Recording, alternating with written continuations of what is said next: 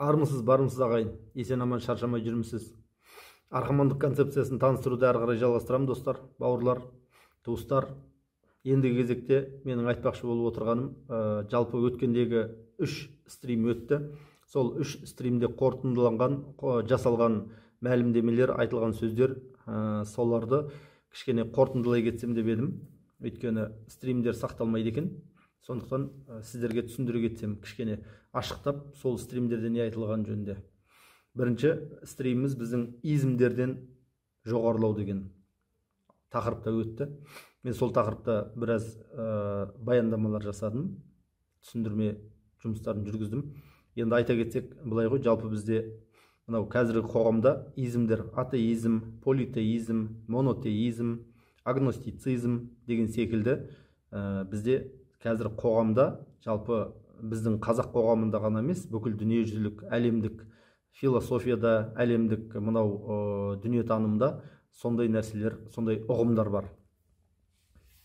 Атеизм дегеніміз құдайды жоқ деуші ұғым, агностицизм дегеніміз құдайдың бар жоғын қайдан білейін деген ұғым, яғни екеуіне де күмәнмен қарай аламын деген ұғым. Политеизм деген құдай бар және құдай көп деген, деизм деген әйтеуір бір құдай бар деген, ал монотеизм деген жалғыз құдай бар деген. Жалпы бізде мынау қазір ислам діні болсын, болмаса тәңір діні болсын, бұлар монотеистік діндер деп аталады, яғни құдайды бір деп қабылдаушылар.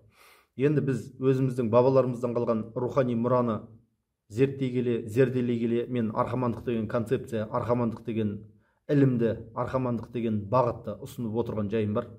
Арқамандық деген не нәрсе дейтін болсаңыз, жалпы арқаман деген сөз адам тылсым дүниесімен өзінің арқасы, яғни арқа деген ерекше антеннасы десек те болады. Сол антенна арқылы тылсым дүниемен байланыста болып, сол антеннаның жетектеген жетегімен жүруші адам. Кезінде біздің үлкен болған бақсыларымыз, әулие кісілеріміз, батырларымыз, жыршыларымыз, жырауларымыз, ұсталарымыз, емшілеріміз, барлығы да, ол кісілердің барлығы сол арқаның құдіретімен, арқаның қасиетімен сол не жасаған, өзінің өмірін сүрген, іскерліктерін жасаған еді. Енді атеизм құдай жоқ деген ілім деп айтсақ, енді онда бір ілім деп қарастыруға болады. Онда біз атеизмді айтқан кезде біз құдай деген ұғымның өзінің не екенін айта кетуіміз керек. Жалпы менің ұсынғаным, менің түсінгенім, менің түйгенім, бұл құдай деген ұғымның өзін екі түбір сөзден құрауға болады. Біреуі құт, екіншісі ұдай. Яғни құттың ұдайлығы. Құт дегеніміз бізде қазақта құттыбек, құт жол, иттің аты құттыбек, құттымбет деп мынау адамның аттарын, жалпы ежелде мынау біздің қахандарымызда тәңір құт деп, құт деген сөзді барлығыңыз білесіздер, оны ешқандай да ашып түсіндірудің қажеті жоқ. Жалпы құт дегеніміз адам баласының тіршілік жасауына қажетті факторлар жиынтығы десек те болады. Адам баласының тіршілік жасауына қажетті факторлар жиынтығын құт дейтін болсақ, соның үнемі тоқтаусыз болып тұруын ұдайлық дейміз. Яғни құттың ұдайлығы бізге құдай деген ұғымды беріп отыр. Сонда құтымыз ұдайы болса, онда біз өмір сүре аламыз. Біз өмір сүре алсақ, онда құттың ұдайлығын сезіне аламыз. Құттың ұдайлығын сезінген адам, ол құдайшыл адам болады. Және құдайшыл адам деген сөз, ол қандай да бір религияға, дінге, қандай да бір философиялық ағымға беріліп кетуші деген адам емес. Ол жалпы табиғатқа қарап, табиғатта болып жатқан құбылыстардан өзіне шешім, тұжырым, ой, пікір жасай алатын адам. Яғни құдайшыл адам дегеніміз айнала табиғаттағы, өмірдегі болып жатқан нәрселерге адекватты түрде баға беріп, ол нәрселердің өзіне қаншалықты пайдалы және өзінің сол нәрселерге қаншалықты тәуелді екенін сезінген адам, ол құдайшыл адам десек болады. Ең қарапайым нәрсе, біз қоғамдағы адамдармен қарым-қатынаста болуға, олармен барыс келіс, алыс беріс жасауға біз мұқтажбыз. Ешқандай адамға күні түспей, тек құдайға қарап жүрді деген нәрсе жоқ. Өйткені біздің бабаларымыз, аталарымыз айтып кеткен сөз бар. Ол адамның күні адаммен деген. Яғни адамның күні құдаймен емес, адамның күні адаммен. Ал құдайлық деген, ол құдайлық жалпы ағып жатқан табиғаттағы бір процесс, ағып жатқан ағым. Оны сен біреуге теліп қой, теліп қойма, ол туралы мен сенен көбірек білем, білмеймін деп айт, басқа қыл.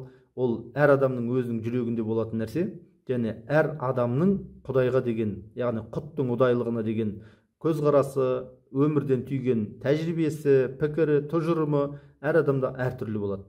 Алайда қандай адам болсын, атеист болсын, агностик болсын, политеист, монотеист, деист, кім болса ол болсын, әрбір адам жалпы біздің айнала қоршаған табиғатта бізге оңтайлы, ыңғайлы жағдаяттар, факторлардың болып жүріп жатқан, және соның арқасында біздің өмір сүріп, тіршілік кешіп жатқанымызды жоққа шығара алмайды. Яғни құттың ұдайы екенін біз күнделікті көріп жүрміз. Ең қарапайым мына жұтып отырған ауамыз, ішіп отырған суымыз, жеп отырған тамағымыз, ағайын туған бауырымыз, үйіміз, жайымыз, жұмысымыз, басқаның барлығы да біздің тіршілік сүруімізге оң ықпалын етіп жатыр. Яғни жағдай жасап жатыр. Дәл сол арада бірақ құттың ерекшелігі бір нәрсені жасай отырып, екіншіден алып отыр. Біз өмір сүріп жатырмыз, өмір сүре отырып, біз қартайып жатырмыз да өлімге бет алып бара жатырмыз, қарасаңыздар. Сондықтан Құдай деген ұғымның өзі құттың ұдайлығы, яғни архамандықтағы құттың ұдайлығы деген нәрсе, бұл агностицизм болсын, политеизм, монотеизм, атеизм болсын, бұның барлығынан да жоғары тұрады.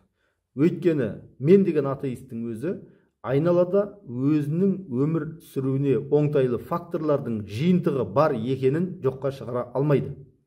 Сондықтан архамандықтағы Құдай деген ұғымның өзі бұл мынау религиялардағы, басқа бір қандай да бір кітаптардағы, қандай да бір адамдардың аузын жұртқа айтқан уағызындағыдай бір ақсақалды ата, болмаса тақтың үстінде отырушы, адамдарға бәлен түген жасаушы, жоқтан бар қылушы адамдарды деген сияқты ұғымдардың, ол ұғымдардан ада.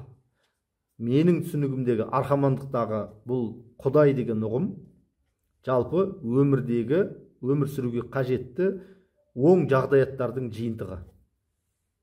Міне достар, қазір мен Құдай туралы измдерден жоғарылау деп айта кеттім. Бұл 8 минуттық видео болғалы тұр. Ендігі келесі видеомда мен Тәңір деген ұғым туралы айта кетсем деп едім.